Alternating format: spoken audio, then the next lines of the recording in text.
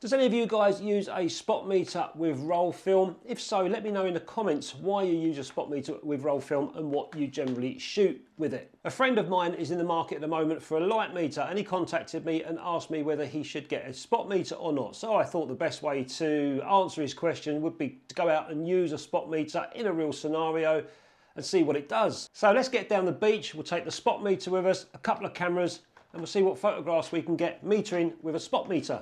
Bloody cold morning. I'm down at the beach and I've come here because it's beautiful clouds. The last few days it's been raining, it's been on and off, and the clouds have been in and out, and I kept thinking I've got to get out down the beach, get some photographs of these clouds. And on days like that, the clouds are just amazing. So you can see over there how great they look. I've brought out with me a SFLaB 501C camera. It's medium format, and inside here I'm going to be putting a Kodak T-Max 400 film inside. And I've also brought out with me a little tiny Bessa L camera as well, with a couple of lenses that I want to try and get a couple of shots of. And with this camera I've got something new, a new little gadget, which is from Chinotex. And there it is there, a little tiny waist level viewfinder, which is fantastic for this camera. I can put it on and I can shoot low down and just make sure that my horizons are correct. Normally I put the right viewfinder on for the lens that I'm shooting with this camera, and then if I want to get low down shots, I'm kind of winging the horizons, and more often than not, they're a little bit wonky, and I hate wonky horizons. I've also brought out with me my Sekonic spot incident meter, which I'll be using in spot mode. I've also got a little tiny tripod if I want to put the Bessa L on that, but I don't think I need to. And if you wonder why I've been a little bit quiet recently on social media and on the channel as well, my wife, bless her, she hasn't been too great, and she's had an operation in hospital. She's recovering really well now, so obviously I've been by her side, making sure that everything's right for her, and as well as my daughter. So yeah, you know, family and everything else comes before work and play. So the thing with this spot meter is it's very accurate. It's a 1 degree spot meter, which means I can literally pinpoint on any of these tones in this scene, and it will return a value of middle grey for me. It will say, that's what middle grey is going to look like. What do you want to expose in the camera? Well, obviously, if I point this towards a shadow area of the scene, at the moment the sun's popped out. But if I point this to an area in the scene, which is like the darkest part of the scene where I want detail, I'll do a spot meter on that. And whatever it returns, if I took a photograph of that, the picture's going to be too light because the meter's told me that's what middle grey looks like. If I expose for that, then my photograph's going to look light. The area what I metered on is going to be middle grey. So using the spot meter on that scene, it returned a value of f8. Now don't forget, the spot meter only gives me readings for middle grey. So if I took my exposure of f8, this is how the scene would have looked. It would have looked a bit bright and a little bit underwhelming, to say the least. So in that case, I just take my reading of f8, I dial f16 into the camera, decreasing the exposure by a couple of stops, and this is my result. And as you can see, the whole scene has balanced out nicely. So that is one way that I could use this spot meter. But I've got to keep my eye on the highlights as well and see what that's doing. And the reason for that is because my paper in the darkroom, I'm always printing in the darkroom, is around about 5 or 6 stops in dynamic range. If my scene ends up maybe 6, 7 or 8 stops, so my highlights are going to be quite bright when I get back to printing in the darkroom, which is no problem because I can just burn them in. But ideally, if I can keep within that 4 or 5 stop range between my highlights and my shadows, I should get good negatives for printing in the darkroom. So by using my spot meter on the dark part of the sand, which gave me f8, and then up in the sky, which gave me f22, that gives me a brightness range of the whole scene, which between f8 and f22 is 3 stops. Now I know that that scene down there using the spot meter has only got a 3 stop brightness range or dynamic range. That means that the photographs that I take down the beach when I come back and print in the darkroom are going to print really well on the paper that I've got. And I also did an incident reading as well, so I pointed the lumisphere up towards the sky, away from the sun, and it gave me a reading of f16, which is exactly where I was with the spot meter. If I did a incident meter in there, up at the sky, it's giving me f16. So I don't need a spot meter for this scene here. It's not really tricky, there's not a massive brightness range, there's not a great deal of difference between the highlights and the shadows, so I don't really need a spot meter. Another way that I can use a spot meter is by averaging. So I'll take a meter reading of something in the scene, which has got when I want shadow detail and also the highlights, and then I'll take both readings, press the average button, and it will fire back an average reading for me, something in between, and that's what I'll expose the camera on and take the scene shot with. So that's another way that I'll use a spot meter. It's a little bit like the incident meter. But as you can see in this simple scene, my incident meter picked up exactly the same what my spot meter was picking up. So it depends on how tricky your lighting is at the time. But here's the thing, what if the lighting on that day was totally different and there was, say for example, some woodwork in the scene that I wanted to make sure that I captured on the photograph.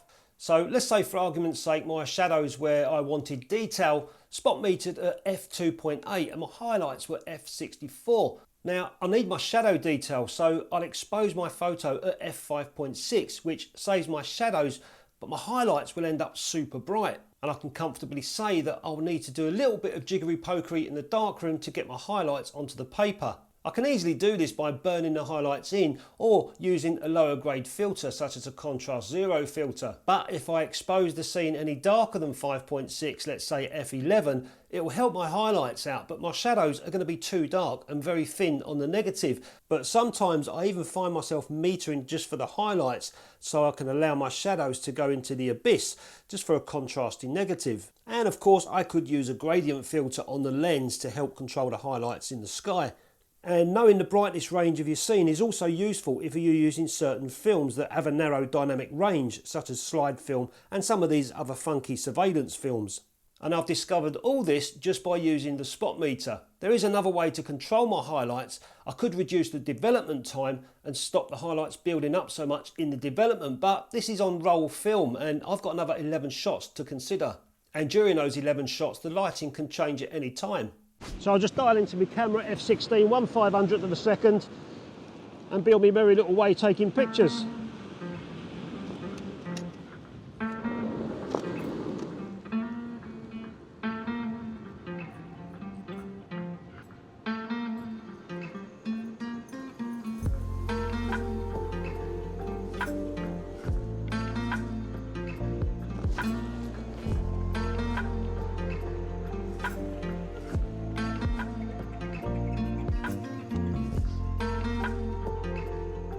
So that's the SFLaB done. Let's change over to the little Besser L. I shot everything I need on the 120, and I'll start off with a few 25mm, and then I'll go to the, well, the sun's come out now.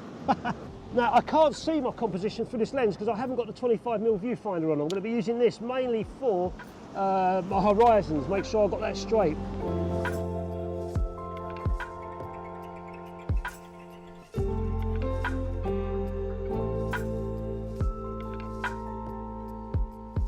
And then I moved on to the 35mm camera, and I took a load of shots there. I shot the whole roll and just enjoyed myself taking pictures of the waves. But what I didn't account for, it was quite some time after I'd shot this and metered for this, I'd kept the same metering. Unbeknown to me, the lighting had changed, it had got dimmer, and I was still shooting at f11s and f16s, and I ended up stupidly with underexposed negatives. You probably can't see these here, but they're quite flat.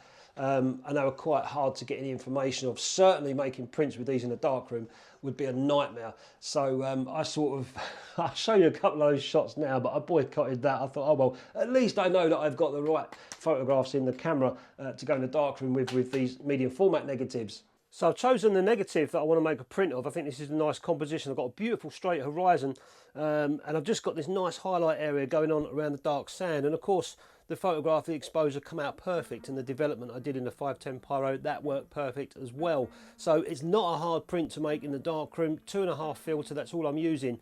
So I've got to do a quick test on it just to see how long I need exposure time. I'm reckoning maybe 8-10 seconds overall. And then I'll see if I need to do any dodging or burning, which would mainly be in the sky or down this area, or maybe a bit of dodging around the white water just to make it pop a little bit. So you can see all the sky in this area here. I've got detail, I can see it straight from the enlarger, and I've got bags of detail and tonality as well down this area. And I would have, because you know there was only a few stops range between the stones and the sky.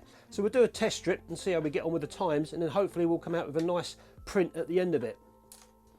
So I'm going to close the aperture down to f8, and I'll bring the 2.5 grade filter over, and I'm going to place a test strip right across the sea and the sky there. So that's where I'm going to place my test strip, right across there, so I can see what the sea's doing and the sky as well. And the 510 Pyro with that T-Max 400, very, very fine grain indeed.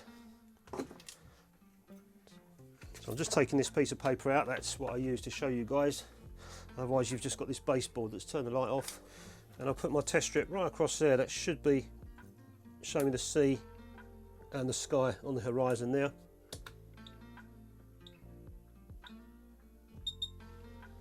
Okay, and this is f-stop timing, so it's working it out in fractions of seconds rather than full seconds. But it's the same thing when you get down to it. It will just give me a time at the end once I've looked at the test strip to make my final print, or a base time. One more.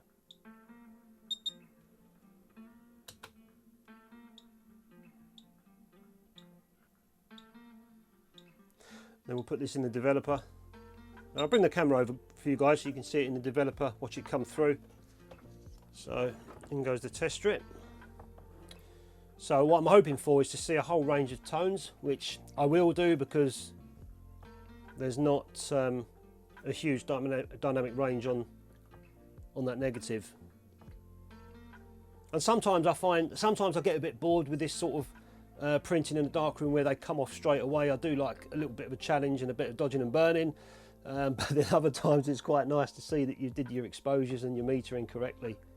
And to be honest with you, where I was today, it wasn't that hard to do your metering and exposures right, even with the incident meter. So here's my test strip. It's based on 10 seconds, so that's 10 seconds there, and then we come down. So this is 7 seconds, this is 5 seconds, and this is 3.5 seconds. If I go up from 10, that's 14.1 seconds, that there is 20 seconds, and that dark one is 28.2 seconds. But I can see straight away I've got nice detail in the sky at 10 seconds. The sea looks nice. I can see that the water is a little bit grayer than I'd like, but that's not a problem. I like the sky, but that's not a problem. I can burn that, dodge that a little bit, so it doesn't get. So I can bring it down to sort of 7 seconds. So let's put the piece of paper under the enlarger, and we'll have a little go and see what we can do with it. So I'm using Ilford multigrade 11 by 14 inch paper, and I've positioned the easel so you've got a nice, the print set nicely inside, so it gives enough border for framing, etc. So that's on there now. I'm going to go for 10 seconds, and what I'm going to do during that 10 seconds, I'm just going to stop light hitting some of the water. So I've got a couple of tools here. This one's going to hopefully stop some of the light on the water in the horizon, and this one's just going to stop some of the light on the water around the stone area. And then I'm going to burn in a little bit of the sky and a little bit down the bottom, just so the center of the image can pop a bit more, and it gives me a bit more fun in the darkroom playing with dodging and burning. So okay, off we go. So just for a few seconds, that bit there, and then just a little bit around these darker areas, which are light areas, like so. And this is just a hunch, so we'll see what happens. About 5 seconds of burning in the sky, so I'm just going to gradient up towards the sky, see how that works. 1, 2, 3, 4, 5, and off. And I'll do the same thing with the bottom area. 1, 2, 3, 4, 5, and off. And that, I think, is all I need to do. Let's develop it and see what it looks like. And it goes into developer. So this is all new chemicals today that I'm working with, so I should get the best out of everything. And these prints, guys, if they work out as good as I think they're going to work out, I'll be putting them on my Etsy page. If you like my work, you can purchase one of these prints. I'll put a link in the description of the video, and obviously everything that gets sold helps me buy more stuff for the channel, film, paper, chemicals, etc., to keep making these videos. So in a sense, you're supporting the work that I do and supporting the channel. If not, just stick a thumbs up, subscribe and all that stuff, just as appreciated. That's come out really nice. Wow, okay. That has come out nice. I knew it would do because the scene, when I did the spot metering, I knew it would come out as long as the camera was going to work fine, the shutter speeds were working fine, and the aperture or the lens, then I knew it would come out well.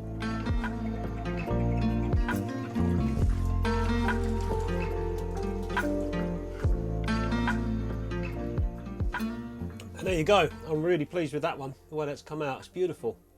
That's absolutely beautiful. It's a little bit soft in the background, but I did that intentional because I wanted to focus more on these stone areas and sort of let the focus drift off into the background, which it has done. And that's come out just as intended. I love it. And you can see just by that burning in slightly, it's just given more of a darker sort of grey up here into a gradient towards the sky, towards the middle of the print, which I think makes the central area pop more. So that little tiny 5-second burn graduating up to the top, I think that's really helped it out. And of course I did the same with the bottom, just graded it in down towards the bottom here to make that a little bit darker to make the centre of the image pop. So these are the prints that I made in the darkroom. Like I said, I'm really happy with the way that these have come out, and I had no qualms or worries at all that they wouldn't come out, because I knew, because of the spot meter, I'd already measured the brightness range down at the beach, and I knew as long as I did my development right and as long as the camera shutter speeds were working fine, then I'd come back with good negatives to go in the darkroom with. But I ended up making a couple of prints and they've both come out really nice. So as to answer my friend's question, should he buy a spot meter or an incident meter? If you can get one with both, brilliant, you've got the best of both worlds. But the incident meters on their own are very, very, very good. And I would say that in most situations, an incident meter is all you'd need, especially if you're doing portraiture. You wouldn't need a spot meter for portraiture. If you're doing events and stuff, I normally just rely on the camera's meter and aperture priority mode, or the Sunny 16 rule, that and street photography. But mostly for my scapes, I've always found that the spot meter is sometimes useful, as I did here, just to have a look at the brightness range and see what I'm up with against in the darkroom when I get back and print. So that's really where a spot meter for me comes in handy. Unless I'm shooting large format and singular sheet film, then I'll use a spot meter all the time and try and nail it in the darkroom with using the zone system. So yeah, spot meters are really useful for escapes, measuring your brightness range. But if you're scanning and using a digital, computer or photo editing software to make inkjet prints, then there's enough information on the film, far more than there is on the paper, for you to be able to retrieve that information. As long as you've got your shadow detail, your highlights, you can bring back quite nicely in Photoshop.